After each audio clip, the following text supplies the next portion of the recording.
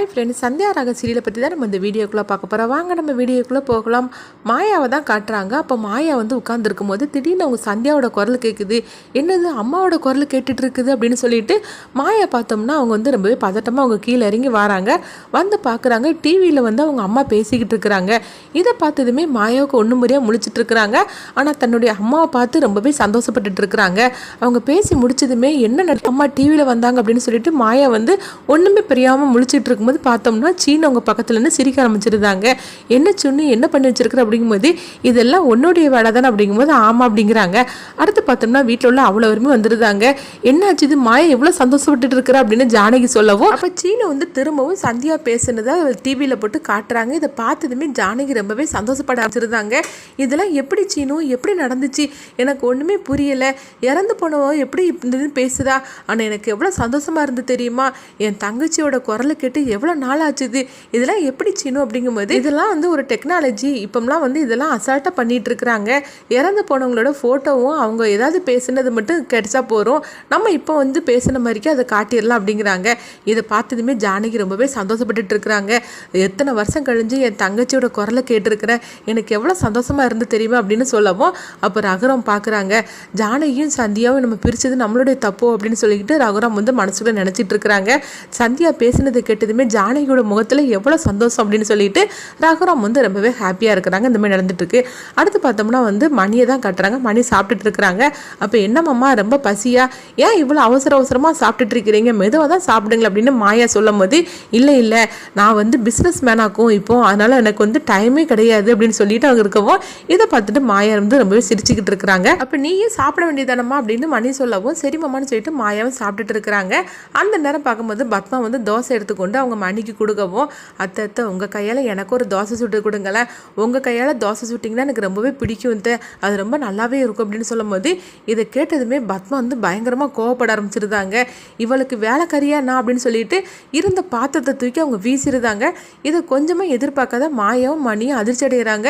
அப்போ மாயா சொல்கிறாங்க, ஏன் எத்து இந்த மாதிரிக்கு பண்ணினீங்க அப்படிங்கும்போது மணியும் கேட்குறாங்க, என்ன பத்மா இப்போ நடந்தது, எதுக்காக அந்த பாத்திரத்தை தூக்கி நீ இப்போ வீசின அப்படிங்கும்போது வீட்டில் உள்ள அவ்வளோருமே வந்துருந்தாங்க. என்ன சத்தம் அப்படின்னு சொல்லி கேட்டுட்டு அப்போ ஜானகி கேட்குறாங்க, என்னாச்சு பத்மா என்னாச்சு அப்படின்னு சொல்லி கேட்கும்போது ஒன்றும் இல்லை, இவ ஒரு தோசை சுட்டு கேட்டா அதுக்கு இவ பாத்திரத்தை தூக்கி வீசின அப்படின்னு மணி சொல்லவும் அப்போ பத்மா சொல்கிறாங்க, நீங்கள் இவ்வளோ தான் சொல்லிட்டு இருப்பீங்களா, நீங்கள் என்னதான் இருந்தாலும் அவளுக்கு தானே சப்போர்ட் பண்ணி பேசிகிட்டு இருப்பீங்க, அவள் என்ன கேட்டா என்ற வந்து எவ்வளோ திமிரா கேட்டா தெரியுமா, நான் என்னமோ இவளுக்கு வச்சு என்ன ஆளா என்ன, இவளுக்கு நான் வேலைக்காரியா அப்படின்னு சொல்லிட்டு பத்மா கண்ணப்பண்ணு திட்ட ஆரம்பிச்சிருந்தாங்க. அப்போ ஜானகி கேட்குறாங்க, பத்மா என்னதான் நடந்துச்சுன்னு சொல்லு அப்படிங்கவும் இவ ரொம்ப திமிரோட என்கிட்ட தோசை சுட்டு தரியான்னு சொல்லி கேட்டுட்டு இருக்கிறா, ஏன் இவளுக்கு வந்து சுட்டுட்டு போக தெரியாதா என்ன, இவ வச்ச ஆளாண்ணா இப்பவுமே இவ இவ்வளோ அதிகாரமாக என்ன கேட்டுட்டு இருக்கிறாள், அப்போ கல்யாணம் முடிஞ்சா இவளுக்கு வேலைக்காரியால நாய்க்கிருவா அப்படின்னு சொல்லவும் அப்போ ஜானகி சொல்கிறாங்க, வேற ஒன்றும் நான் தப்பு நடக்கல, இல்லை ஒரு தோசை தானே கேட்டா, அது உன்னால் சுட முடியலன்னா முடியாதுன்னு சொல்லிட வேண்டியது தானே, அதுக்கு எதுக்கு நீ இவ்வளோ கோவப்படுற அப்படிங்கும்போது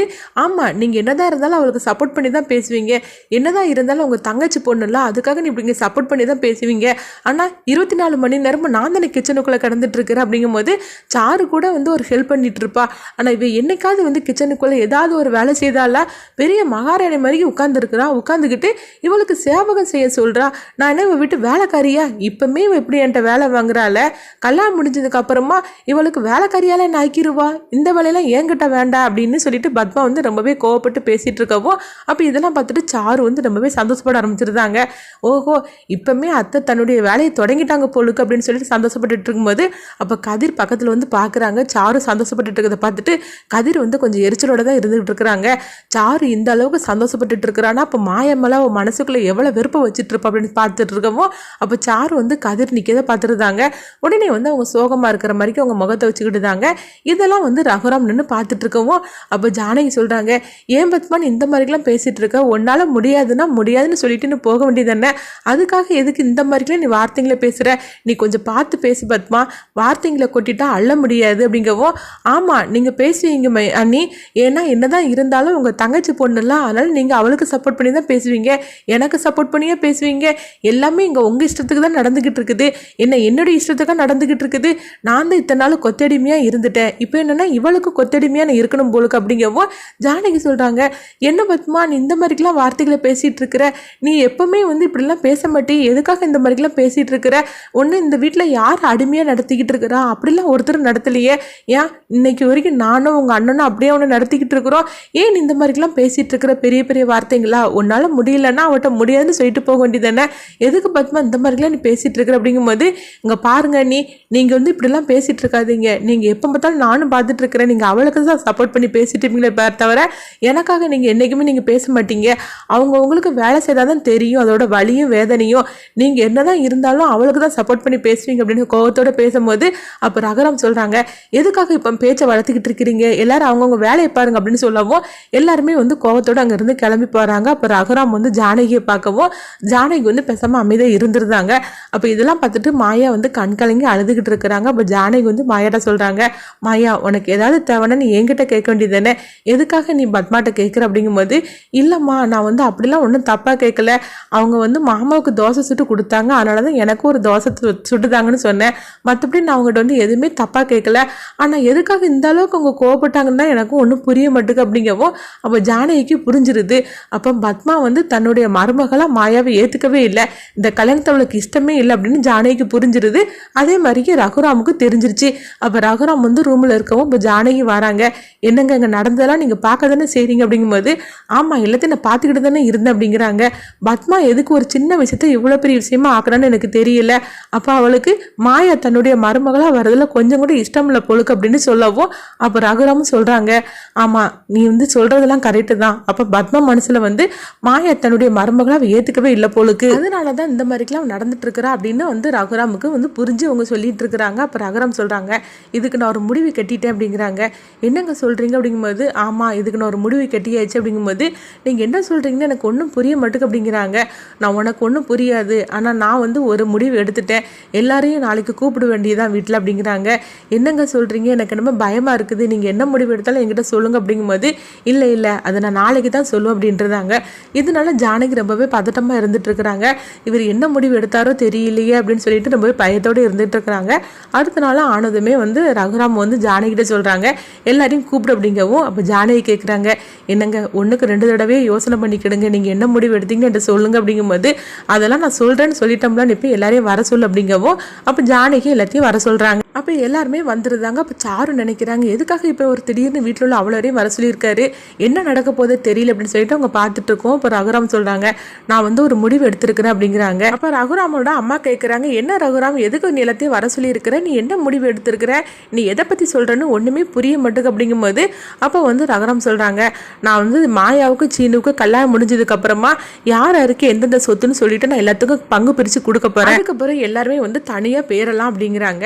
இது சொன்னதுமே எல்லாருமே அதிர்ச்சி அடைகிறாங்க. இப்போ ஜானகி கேட்குறாங்க, என்னங்க நீங்கள் இந்த மாதிரி ஒரு முடிவு எடுத்திருக்கிறீங்க, நீங்கள் இப்படிலாம் சொல்ல மாட்டீங்களே, சொல்ல போனாக்கே எல்லாருமே வந்து ஒற்றுமையாக இருக்கணும்னு சொல்லிலாம் நீங்கள் ஆசைப்படுவீங்க, எதுக்காக நீங்கள் இந்த மாதிரி ஒரு முடிவு எடுத்திருக்கிறீங்க அப்படிங்கும்போது அப்போ ரகுராமோட அம்மாவும் சொல்கிறாங்க, என்ன நீ இந்த மாதிரி ஒரு முடிவு எடுத்திருக்கிற, இதுக்கு நான் ஒரு காலமும் சம்மதிக்கவே மாட்டேன், சொல்லப்போனால் நான் உயிரோடு இருக்கிற வரைக்கும் எல்லாருமே வந்து ஒற்றுமையாக ஒரே வீட்டில் தான் இருக்கணுமே தவிர யாருமே வந்து தனியாக பிரிஞ்சு போயிடக்கூடாது, என் காலத்துக்கு அப்புறம் வேணால் நீங்கள் என்னன்னாலும் முடிவு எடுத்துக்கிடுங்க, ஆனால் நான் உயிரோடு இருக்க வரைக்கும் யாருமே பிரிஞ்சிடக்கூடாது அப்படிங்கிறாங்க.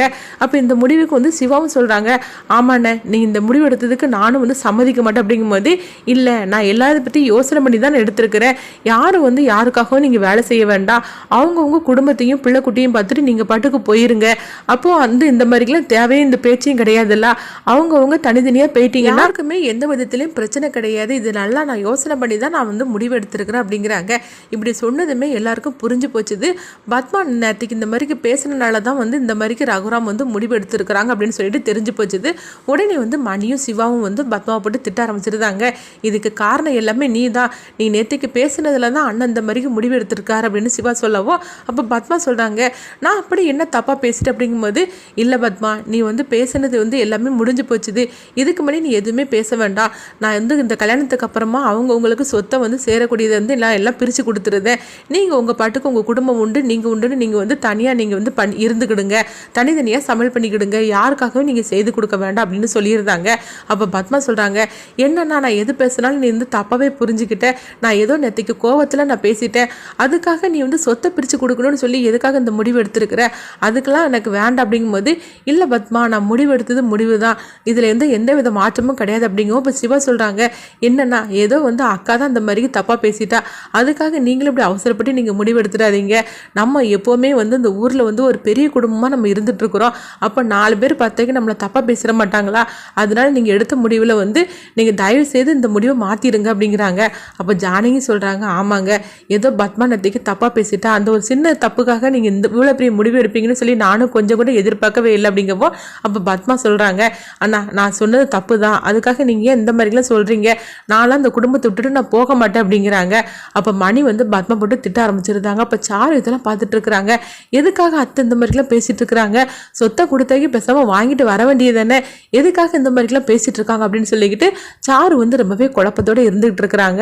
அப்போ ரகுராம் சொல்கிறாங்க, ஏன் இந்த மாதிரிலாம் பேசிட்டு இருக்கிறீங்க, எல்லாருடைய நல்லதுக்காக தானே இந்த முடிவு எடுத்திருக்கிறேன் அப்படிங்கும்போது யாருமே இதுக்கு சம்மதிக்க மாட்டுக்காங்க. அப்போ மாயா சொல்கிறாங்க, பெரியப்பா இந்த பிரச்சனை என்னால் தானே வந்தது, நான் தயவு செய்து உங்கள்கிட்ட வந்து நான் மன்னிப்பு கேட்டுக்கிட்டேன் அத்தை, இன்னும் நான் உங்கள்கிட்ட எந்த வேலையுமே நான் சொல்ல மாட்டேன், ஆனால் பெரியப்பா உங்கள் முடிவை நீங்கள் மாற்றிக்கங்க, என்னால் அந்த குடும்பம் பிரியக்கூடாது அப்படின்னு சொல்லவும் அப்போ ரகுராம் வந்து மாயா சொன்னதுக்காக அவங்க சரி அப்படின்னு சொல்லிட்டு ஒரு முடிவு எடுத்துருந்தாங்க. அடுத்து பார்த்தோம்னா வந்து சாருவை தான் காட்டுறாங்க. அப்போ சாரு வந்து பத்மா கிட்ட வராங்க. ஏன் நீங்கள் வந்து இந்த மாதிரிக்கு நீங்கள் பேசிட்டீங்க, அவர் தான் சொத்தை கொடுத்து உங்கள்கிட்ட வந்து தனியாக போங்கன்னு சொன்னார்ல, சரின்னு சொல்லி நீங்கள் சம்மதிக்க வேண்டியது தானே அப்படின்னு சொல்லிட்டு சாரு சொல்லும் போது அப்போ பத்மா சொல்கிறாங்க, என்ன சொல்லிட்டு இருக்கிற, நம்ம எப்படின்னா தான் இருந்தாலும் சரிதான், அந்த குடும்பத்தோடு இருந்தால் தான் நம்மளுக்கு மதிப்பும் மரியாதையும், தனியாக போயிட்டோம்னா நம்மளுக்கு இந்த மரியாதைலாம் கிடைக்காது அப்படிங்கவும் அப்போ சாரு சொல்கிறாங்க, ஆமாத்தை நீங்கள் சொல்கிறதெல்லாம் கரெக்டு தான், நான் தான் அவசரப்பட்டு நான் முடிவு எடுத்துட்டேன் அப்படின்னு சொல்லிட்டு இருக்கேன்.